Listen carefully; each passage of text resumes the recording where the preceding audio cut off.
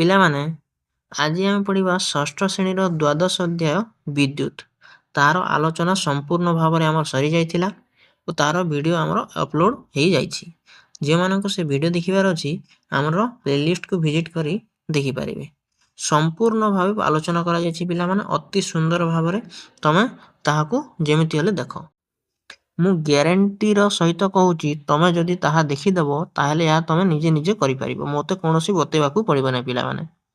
ଫେର ବି ଆମେ ଦେଖିବା, ଦେଖ କ'ଣ କହୁଛି। 1 ନମ୍ବର, ଏହା ଆମର ପ୍ରଶ୍ନ ଉତ୍ତର ସମ୍ପୂର୍ଣ୍ଣ ଗୋଟିଏ ଭିଡ଼ିଓରେ ସାରିଦେବା ପିଲାମାନେ।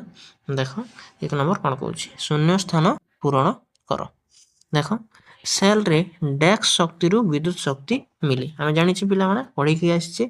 ଯଦି ତମେ ଦେଖିନ ତାହେଲେ ଗୋଟେ ଥର ଦେଖିଦିଅ। ଆମେ ଲେଖିବା ଏଠି କେଉଁ ଶକ୍ତି, ରାସାୟନିକ ଶକ୍ତି।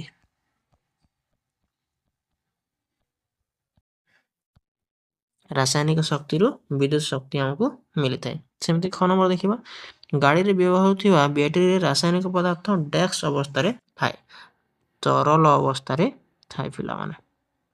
ଏବେ ଆମେ ପଢ଼ିକି ଆସିଲେ। ସେମିତି ଗ ନମ୍ବର, ପରିପଥରେ ଲାଗୁଥିବା ବିଦ୍ୟୁତ ତାର ଡେସ୍କ ବସ୍ତୁରୁ ତିଆରି ହୋଇଥାଏ, ତାହା ଧାତବ ବସ୍ତୁରୁ ତିଆରି ହୋଇଥାଏ ବା ଧାତୁରୁ ତିଆରି ହୋଇଥାଏ ପିଲାମାନେ। ତାପରେ ଘ ନମ୍ବର, ସେଲ୍ର ବିଦ୍ୟୁତଗ୍ର ଗୁଡ଼ିକର ନାମ ହେଉଛି ଯୁକ୍ତ ବିଦ୍ୟୁତଗ୍ର ଓ ବିଯୁକ୍ତ ବିଦ୍ୟୁତଗ୍ର।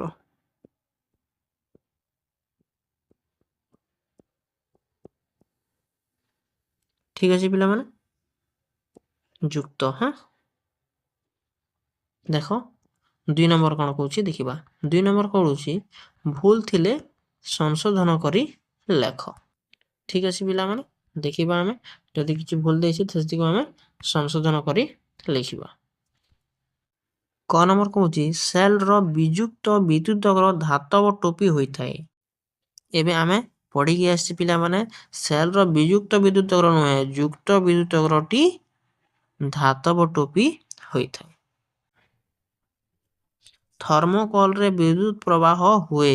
ଖ ନମ୍ବର କହୁଛି, ଥର୍ମୋକଲରେ ବିଦ୍ୟୁତ ପ୍ରବାହ ହୁଏ। ଥର୍ମୋକଲ ବୋଲେ ଯେଉଁ ସୋଲ ପିଲାମାନେ, ଯେଟା ଆମେ ଯେଉଁ ଗଣେଶ ପୂଜା ସରସ୍ୱତୀ ପୂଜାରେ ଆମେ ଯାହା ଡେକୋରେସନ୍ କରିବା ପାଇଁ ବ୍ୟବହାର କରୁ, ସେଥିରେ ବିଦ୍ୟୁତ ପ୍ରବାହ ହୁଏ ନାହିଁ।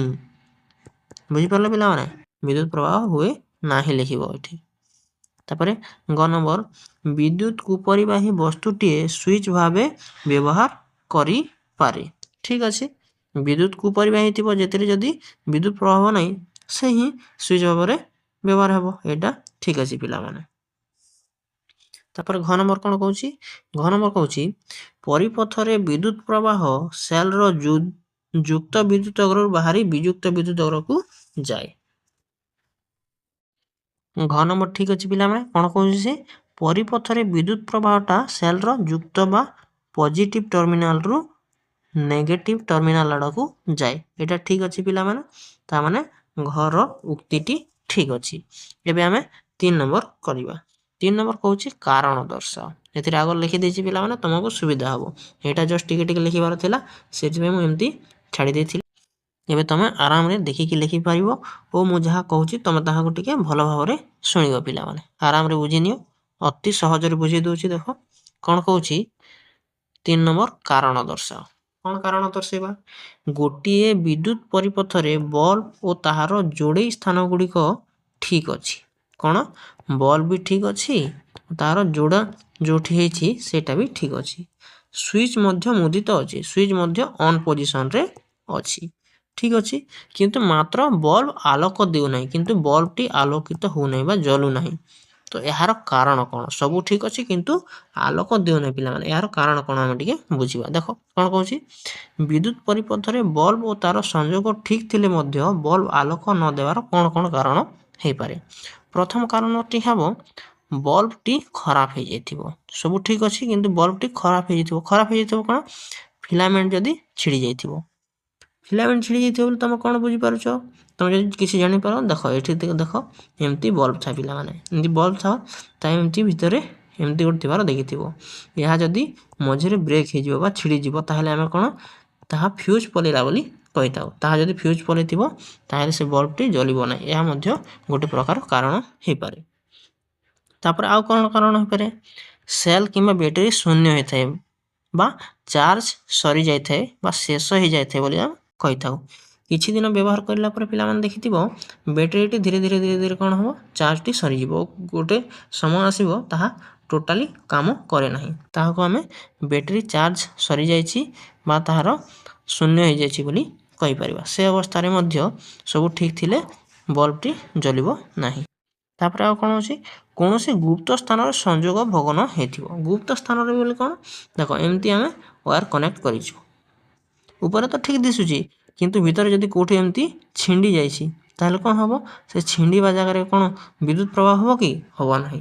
ତ ସେମିତି ଯଦି କୌଣସି ସିଚୁଏସନ୍ ଆସିବ ତାହେଲେ ମଧ୍ୟ ବିଦ୍ୟୁତ୍ ପ୍ରବାହ ହେବ ନାହିଁ ଓ ସେ ବଲ୍ବଟି ଜଳିବ ନାହିଁ ପିଲାମାନେ। ଏସବୁ 3ଟି କାରଣ ରହିଲା। ଆଉ ତୁମେ ଅନ୍ୟ ସବୁ କାରଣ ମଧ୍ୟ ଲେଖିପାରିବ। ଠିକ୍ ଅଛି। ଆଗରେ କ'ଣ ଦେଇଛି ଆଗକୁ ଏବେ ବଢ଼ିବା।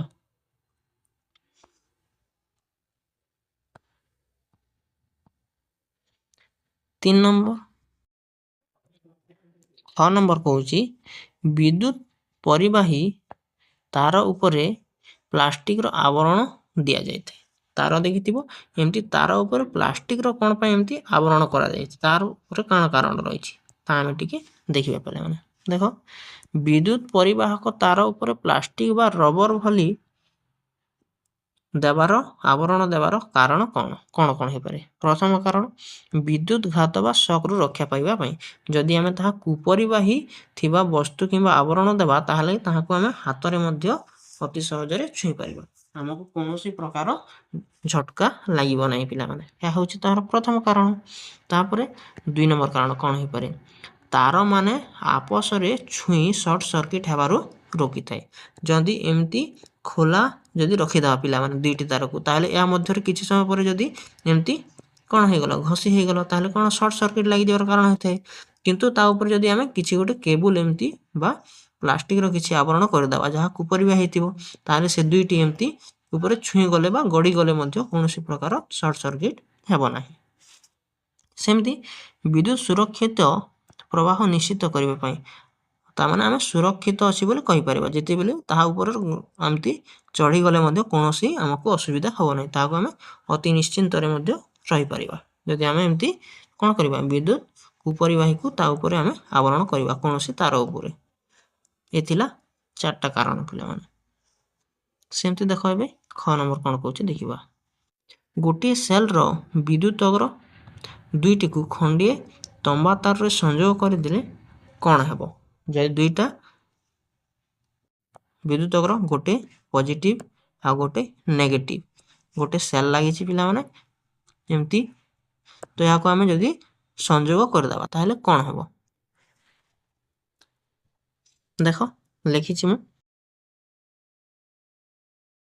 ଯଦି ଗୋଟିଏ ସେଲ୍ର 2ଟି ଅଗ୍ର ଗୋଟିଏ ଯୁକ୍ତ ବା ଧନାତ୍ମକ ଆଉ ଗୋଟେ ଋଣାତ୍ମକ ବା ବିଯୁକ୍ତ ଏଇଟା ମାଇନସ୍ ତାକୁ ଯଦି ଗୋଟେ ତମ୍ବା ତାରରେ ସିଧାସଳଖ ଆମେ ଯଦି କ'ଣ କରିବା? ସଂଯୋଗ କରିଦେବା ତାହେଲେ ସର୍ଟ ସର୍କିଟ୍ ହେବାର ସମ୍ଭାବନା ତିଆରି ହୋଇଯିବ ପିଲାମାନେ। ଏଥିରେ ସର୍ଟ ସର୍କିଟ୍ ହେଲେ କ'ଣ ହେବ?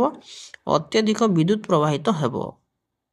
ଯୁକ୍ତ ଓ ବିଦ୍ୟୁତ୍ ଅଗ୍ରକୁ ଯଦି ଆମେ ମିଶିଦେବା ତାହେଲେ କ'ଣ ହେବ? ଅତ୍ୟଧିକ ବିଦ୍ୟୁତ୍ ଏଥିରେ ପ୍ରବାହିତ ହେବ। ସେଲ୍ରେ ଶୀଘ୍ର ଗରମ ହୋଇଯିବ ଓ ନଷ୍ଟ ମଧ୍ୟ ହୋଇଯିବ। ଯଦି ଆମେ ପଜିଟିଭ୍ ଓ ନେଗେଟିଭ୍ ବା ଯୁକ୍ତ ବିଯୁକ୍ତ ଅଗ୍ର ବିଯୁକ୍ତ ବିଦ୍ୟୁତ୍ ଅଗ୍ରକୁ ଆମେ ଯଦି କ'ଣ କରିବା? ସଂଯୋଗ କରିଦେବା ତାହେଲେ ସେଲ୍ର ଯେତେ ସବୁ କେମିକାଲ ଗୁଡ଼ିକ ଥିବ ସବୁ ସରିଯିବ ପିଲାମାନେ। ତାର ମଧ୍ୟ ଗରମ ହୋଇ ଜ୍ୱଳନର ଆଶଙ୍କା ହୋଇପାରେ। ସର୍ଟ ସର୍କିଟ୍ ହେଲେ କ'ଣ ହୋଇଥାଏ ଜାଣିଛ କି ପିଲାମାନେ? ଯେତେ ସବୁ ତାର ତାହା ଜଳି ଯାଇଥାଏ। ତ ଏମିତି ଯଦି ଯୁକ୍ତ ଓ ବିଯୁକ୍ତ ଅଗ୍ରକୁ ଆମେ ଯଦି ମିଶାଇ ଦେବା ତାହେଲେ ତାର ମଧ୍ୟ ଜଳିଯିବାର ଅନେକ ଗୁଡ଼ିଏ ସମ୍ଭାବନା ସୃଷ୍ଟି ହେବ ପିଲାମାନେ। ଠିକ୍ ଅଛି ପିଲାମାନେ, ଆମର ଯଦି ଭିଡ଼ିଓ ଭଲ ଲାଗୁଥିବ ଭଲରେ ବୁଝିପାରୁଥିବ ତାହେଲେ ଆମ ସହିତ ଯଦି ଯୋଡ଼ି ରହିବାକୁ ଚାହୁଁଛ ତାହେଲେ କ'ଣ କରିବ? ଆମର ୟୁଟ୍ୟୁବ୍ ଚ୍ୟାନେଲ୍ ଇଜି ଲର୍ଣ୍ଣିଂ ଓଡ଼ିଆକୁ ସବସ୍କ୍ରାଇବ୍ କରିକି ରଖିବ। ଆମର ଭିଡ଼ିଓ ଭଲ ଲାଗୁଥିଲେ ଆମ ଭିଡ଼ିଓରେ ଗୋଟେ ଲାଇକ୍ କରିବ, ସାଙ୍ଗମାନଙ୍କ ସହିତ ସେୟାର କରିବ। ଠିକ୍ ଅଛି ପିଲାମାନେ, ଦେଖା ହେବା ପରବର୍ତ୍ତୀ ଭିଡ଼ିଓରେ।